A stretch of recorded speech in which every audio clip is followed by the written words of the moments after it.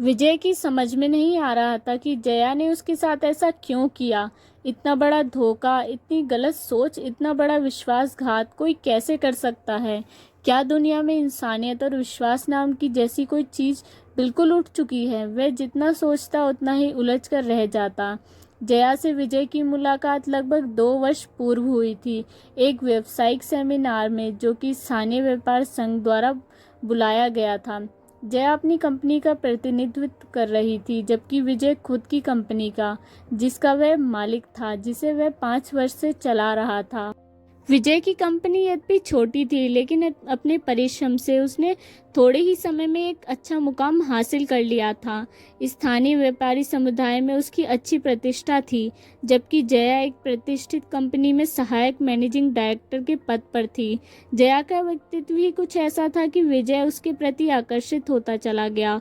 उसके बाद दोनों अक्सर एक दूसरे से मिलने लगे। इसे सहयोग ही कहा जाए कि अभी तक दोनों अविवाहित थे। उनके जीवन में किसी और का पदार्पण नहीं हुआ था। जया के पिता का देहांत उसके बचपन में ही हो गया था और उसके बाद उसकी मां ने ही उसे पाल पोस कर बड़ा किया था और पढ़ाई और ऐसे संस्कार दिए जिनसे बचपन से ही अपनी पढ़ाई के अतिरिक्त किसी अन्य चीज़ की ओर उसका ध्यान आकर्षित नहीं हुआ।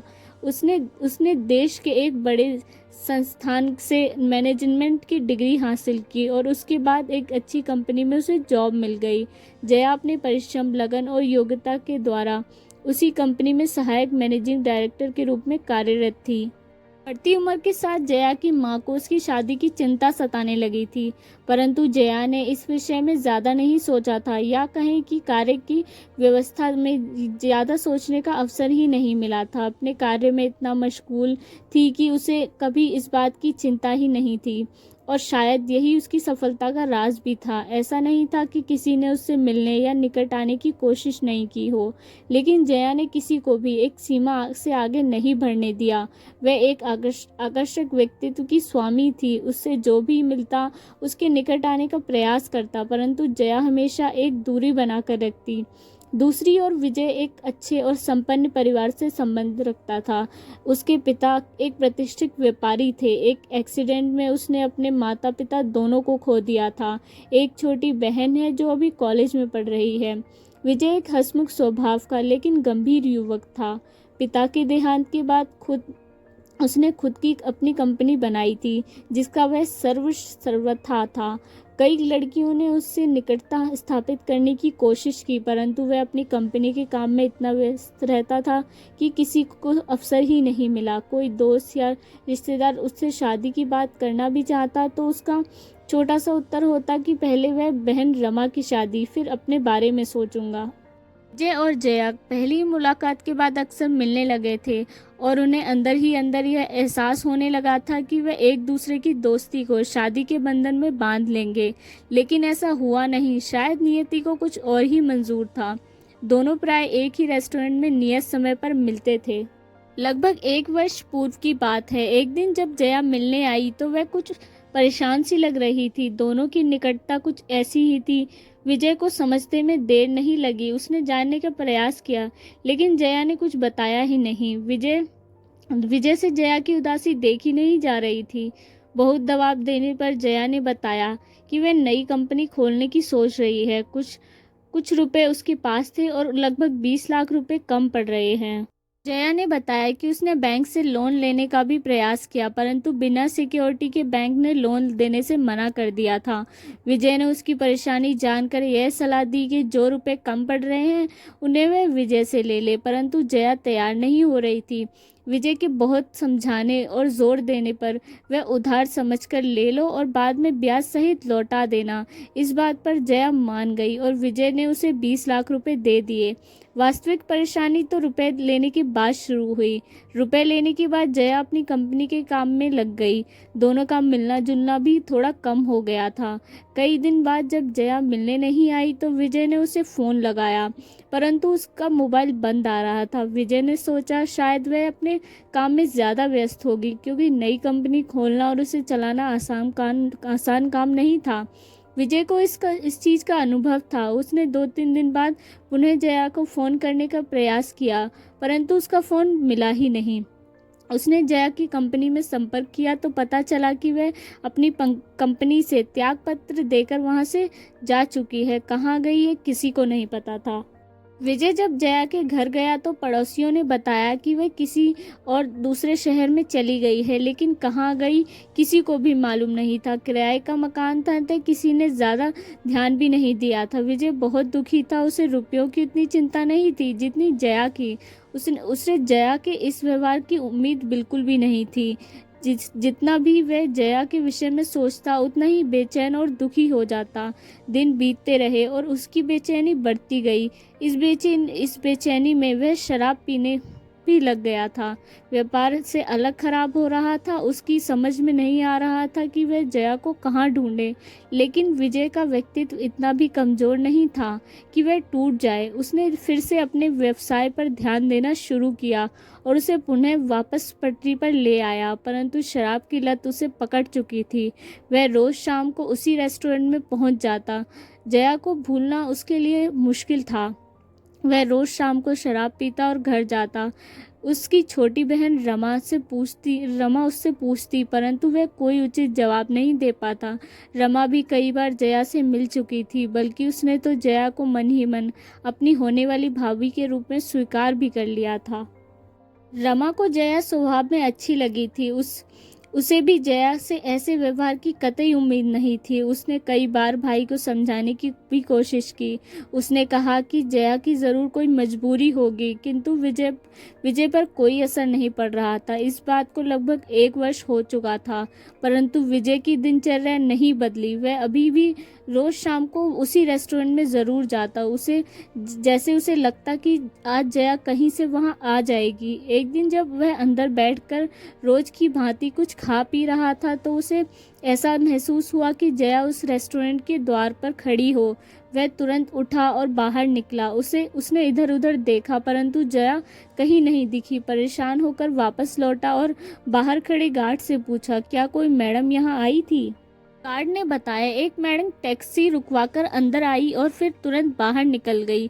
उसी टैक्सी से चली गई। विजय सोच में पड़ गया कि अगर वह जया थी तो क्या करने आई थी और क्यों उससे बिना मिले चली गई, बिना कुछ कहे चली गई। गार्ड ने यह भी बताया था कि मैडम उसके बारे में ही पूछ रही थी कि क्या यह साहब रोज शाम को यहाँ आते हैं। गार्ड की बात सुनकर विजय ने अनुमान लगा लिया था कि वह निश्चित रूप से जया ही थी। उसकी समझ में यह नहीं आ रहा था कि जया वहाँ क्या करने आई थी। शायद यह देखने आई थी कि मैं जिंदा हूँ भी या नहीं। उसका मन कड़वाहट से भर गया था। उसके मुंह से निकला कि विश्वासघाती, धोखेबाज यह सामान्य मानव का स्वभाव है कि जब भी वह किसी के बारे में जैसा सोचता है उसके संबंध में वैसी ही धारणा भी बन जाती है।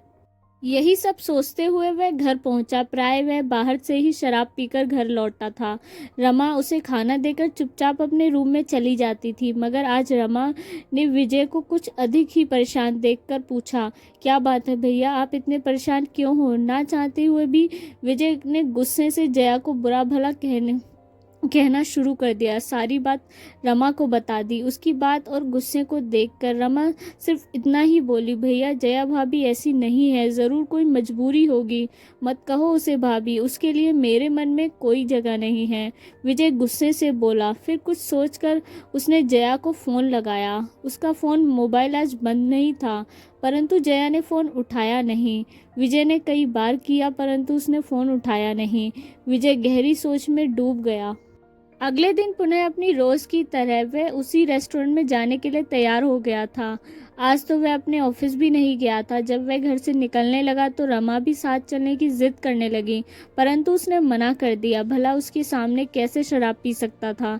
पता नहीं रोज़ शाम को उसके कदम अपने आप ही उस रेस्टोरेंट की ओर उठ जाते और वह यंत्र चालित सा वहां पहुंच जाता। रेस्टोरेंट पहुंचकर वह अपनी निर्धारित टेबल पर पहुंचा कि सुखद आश्चर्य से भर उठा, क्योंकि वहां पहले से ही सामने वाली कुर्सी पर जया विराजमान थी। खुशी, दुख, अवसाद, घृणा और आश्चर्य जैसी भावनाएं जब एक साथ किसी मनुष्य के अंदर उत्पन्न होती हैं तो सहसा वह कुछ भी नहीं बोल पाता। वह जया को एकजुट घूर रहा था। उसने महसूस किया कि जया पहले से थोड़ी कमज़ोर हो गई है, परंतु उसकी सुंदरता, चेहरे की आकर्षण और व्यक्तित्व में कोई कमी नहीं आई थी। जया ने ही पहल की। कैसे हो विजय? विजय कुछ नहीं बोल पाया। इस बीच वेटर रोज की तरह विजय का खाने पीने का सामान लाकर उसकी टेबल पर रख दिया, जिसे देखकर जया बोली, सुनो, इसे हटाओ, 2 कोल्ड ड्रिंक लेकर आओ और सुनो, आज से ये सब बंद।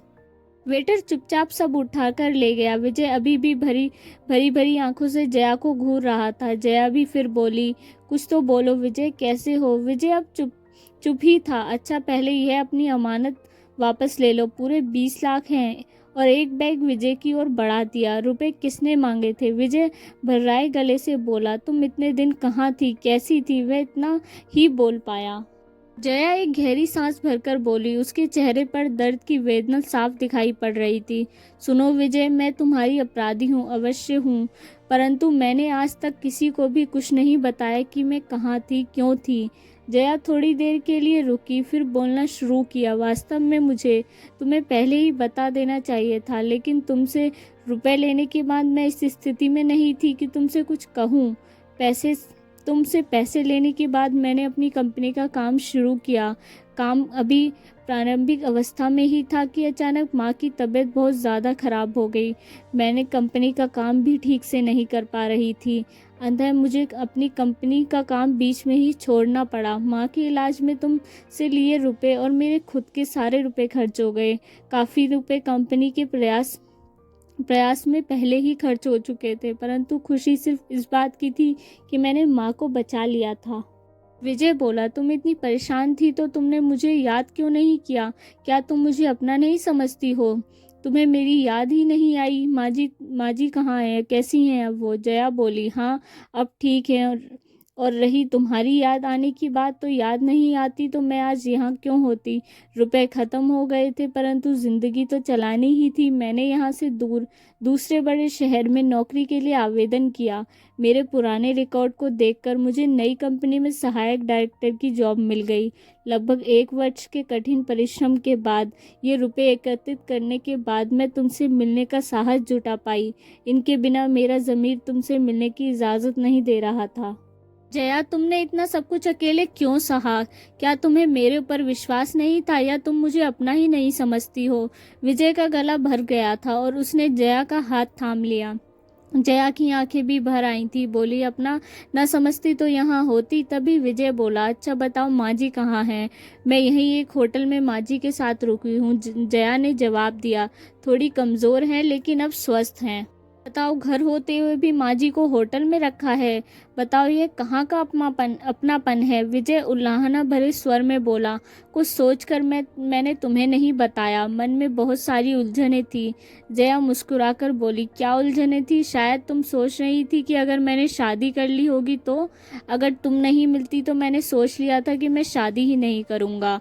विजय बोला, मुझे माफ़ कर दो विजय, मैं तुम्हारी गुनहगार हूँ, मैंने तुम्हें बहुत कष्ट पहुँचाया है।